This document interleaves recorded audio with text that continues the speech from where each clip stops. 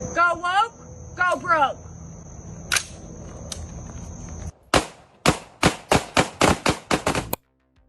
After decades of domination, great American legacy brands like Bud Light, Disney and Target have taken a financial and reputational hit because they decided to hop on the woke bandwagon. Companies jumping onto the gravy train of virtue signaling isn't something new. They've been doing this for a while, where even back in 2017, Kendall Jenner received the backlash for appearing in a Pepsi ad, which jumped on the Black Lives Matter protests at the time. So what has changed between then and now? People are tired. People are starting to realize that they are the customers and in fact are the masses. And they've evolved from protesting via hashtags to protesting via the wallet. And it shows. Many companies, especially large multinational corporations, seem to prioritize appearing socially conscious rather than genuinely addressing cultural issues. Instead of truly caring about these matters, they appear more focused on gaining social media approval. Whether it's major brands like Bud Light or Target, their primary concern appears to be their ESG ratings, essentially a business's social credit score. With all of this virtue signaling going around, it's hard to believe these companies really care about us. But as more backlash comes, the hope is that these companies will shift their focus from merely appearing to appease their customers. Maybe they'll start to truly address the needs and preferences of their customers. Now, it's difficult to pinpoint where exactly woke capitalism came from, but one of the biggest contributors are big asset managers like BlackRock. You see, BlackRock is the world's largest asset manager, with $10 trillion currently in its portfolio. For context, it manages a quarter of the world's money, which is approximately $40 trillion in circulation globally. That is a lot of power. In 2018, Fink addressed CEOs emphasizing that their companies must have a positive societal impact or risk losing BlackRock's backing. He underscored the increasing societal expectations for companies, both public and private, to serve broader societal goals. This was the birth of ESG.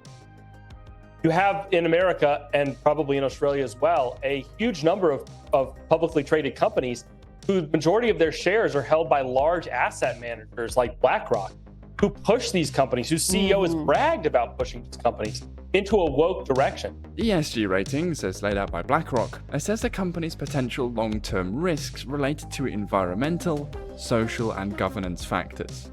Where this relates to woke capitalism is in the social aspect.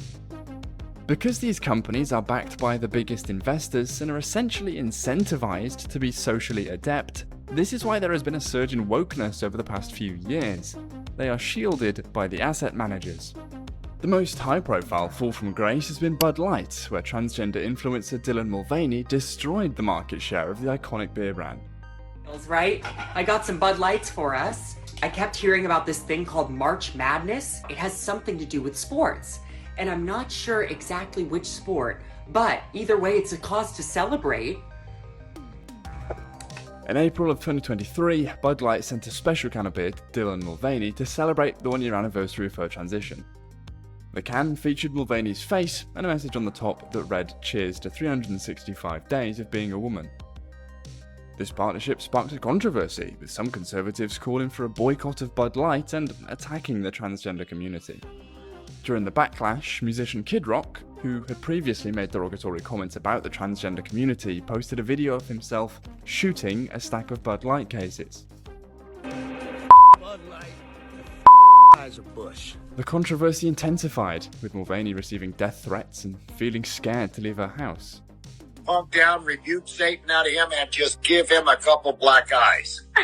That's exactly, and I mean that. If I ever see him, I'm dropping him. Despite the backlash, Bud Light did not publicly reach out to Mulvaney or defend her. It feels like Bud Light really missed a mark with their core audience, especially the fraternity guys who used to drink it all the time. Man, the way things have gone down, it's kind of embarrassing to even order one at the bar or party now. Bud Light has become that transgender beer. These days, having a Bud Light can in your hands is like wearing a "Kick Me" sign on your back. It's not to say that there's anything wrong with being transgender at all. It's the fact that the majority of the customer base don't resonate with it. Following these events, the parent company took a massive $27 billion hit in market value. I was listening to Megyn Kelly, and she was saying that things aren't just bad for Bud Light from a PR perspective, but that people aren't buying it like before and have moved on to other beer brands. Dylan Mulvaney infantilizes us. Dylan parodies us. Dylan demeans us. Dylan dresses like a little girl and prances around fake hotel rooms, throwing her legs up in the air as though this is what a woman is. Like, give me a break. It's not just Bud Light that's been feeling the heat, because Disney has also been under fire for going woke. Disney has experienced a significant box office setback of nearly $1 billion due to underperforming movies like Lightyear, The Little Mermaid, Elemental, and Strange World, with the latter facing a loss of $197 million alone. Specifically, Lightyear, with a production budget of $200 million, earned only $226.7 million globally. This figure doesn't even factor in marketing costs, likely pushing the film's total expenses over $300 million. The introduction of same-sex relationships in these films led to substantial controversy, damaging Disney's brand image. For instance, Lightyear faced criticism over a same-sex kiss scene, leading to its ban in 14 countries and subsequent revenue loss. We made a video going into depth analysing Disney's fall from grace, and it's linked up above. But it seems like Disney employees are also getting in on the action. Because Rachel Zegler, the lead actress for the upcoming Snow White remake, stirred controversy with the remarks about portraying Snow White as an independent leader who doesn't require a prince's rescue. I just mean that it's no longer 1937, and we absolutely wrote a Snow White that is not going to be saved by the prince. She's not going to be saved by the prince, and she's not going to be dreaming about true love. Last year, Disney tried to use its social and economic clout to defeat a Florida state law restricting sexual content in public education for children under the age of 8. But the law passed anyway, and for its trouble, Disney lost previously unquestioned tax and administrative concessions first granted by the state in 1967. It now faces a lengthy, expensive, and uncertain legal battle to preserve just some of them. Its opponent, Florida Governor Ron DeSantis, was re-elected in a landslide last November and is now a leading candidate for the US presidency. Target faced backlash due to its involvement in various LGBTQ+ initiatives and merchandise.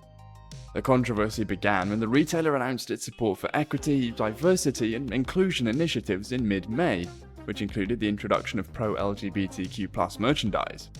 Target's introduction of these themed products, including tuck-friendly swimwear, oh my goodness, sparked outrage among conservatives who objected to the retailer's support for what they considered a radical gender ideology.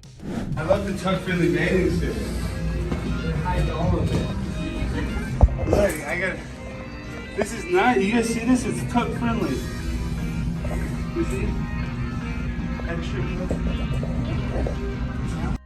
I think those are just good business decisions, and it's the right thing for society, and it's the great thing for our brand. That's how Target CEO Brian Cornell described his company's diversity, equity, and inclusion initiatives in mid-May. Within just 10 days of Cornell's statement, Target lost $13 billion, watched its stock price fall daily, and proved yet again that going woke means going broke. Facing a significant decline in sales and a PR debacle, Target opted to pull certain products, including the tuck-friendly swimwear. Some southern stores were forced by the company to move LGBTQ pride merchandise away from the front of their locations after customer outrage to avoid a Bud Light situation.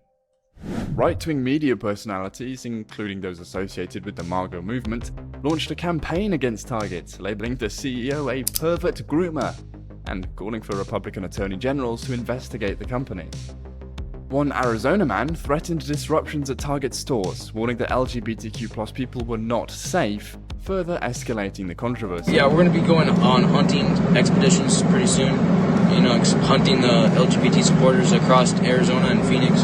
Target's decision to remove the merchandise and dial back its support for LGBTQ+ initiatives also drew criticism from the community, some accusing the company of engaging in rainbow capitalism and participating in a systematic attack on LGBTQ+ communities. When Netflix introduced politicized content on a large scale in 2021, it watched its stock price fall about 2/3 by September 2022. and saw more than $50 billion in market capitalization disappear. Also, facing a disastrous decline in subscribers, Netflix laid off hundreds of employees who had been hired to produce woke content and sent a memo informing the rest that you may need to work on titles you perceive to be harmful, and that if they're objective, Netflix may not be the best place for you. 9 months later, content has improved, millions of subscribers have returned, and Netflix stock price has recovered nearly half of its losses. Ice cream giant Ben & Jerry's hypocrisy was exposed after they demanded reparations through a 4th of July tweet saying, "It's high time we recognize that the US exists on stolen indigenous land and commit to returning it." This tweet has caused quite a stir. Many are calling for a boycott, which might be impacting their parent company's stock prices. But they are now being asked to practice what they preach because a local indigenous tribe, originating from the Native American nation that once inhabited the Vermont region where Ben & Jerry's headquarters is located, has expressed their desire to reclaim their land. The chief of the Nulhegan band of the Kusuk Abenaki Nation mentioned to Newsweek that while they wanted to regain control of their territory, Ben & Jerry's hasn't reached out to them, which has added to the criticism against the brand. It appears that resistance from consumers is making an impact, with many brands reconsidering their overtly progressive campaigns. As Rita Panahi mentions, brands risk financial pitfalls if they lean too much into political agendas. If you did enjoy this video, please consider subscribing, and we'll see you in the next one.